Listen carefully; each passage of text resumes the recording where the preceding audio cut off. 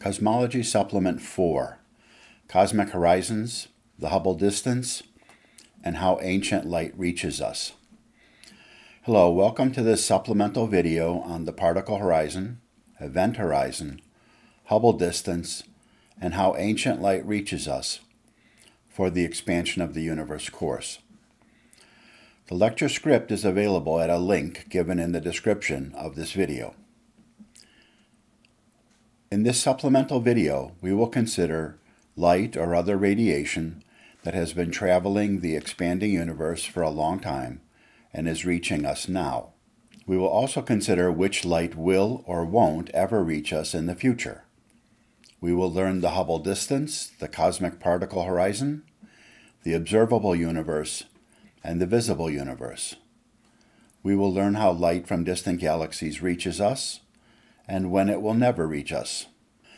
This video consists of 6 parts: the cosmic particle horizon, the Hubble distance, cosmic event horizon, how ancient light reaches us now, how light reaches us in the future, proper distance and luminosity distance versus redshift.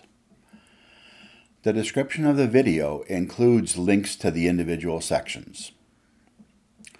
The basic concepts are straightforward, but how the values change with time can be confusing, especially because expansion has transitioned from decelerating to accelerating. This is the longest and most technical of the supplemental videos.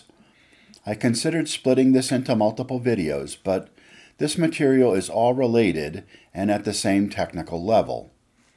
Some of this material goes beyond a typical introductory cosmology course, even though they should cover how light reaches us.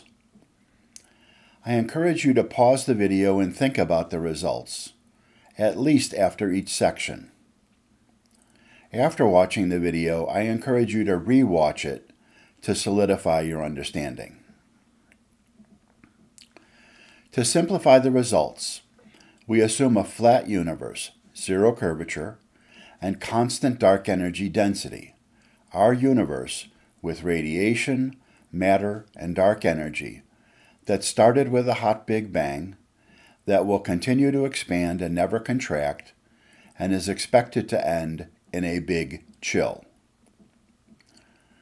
We will be considering very large distances from ourselves, distances from here, from the Milky Way galaxy.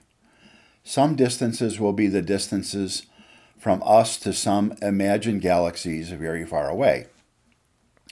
So far away that gravitational attraction to the Milky Way can be ignored, and the galaxies are coasting with the Hubble flow of the expansion of the universe. Some distances will be to events that preceded galaxies.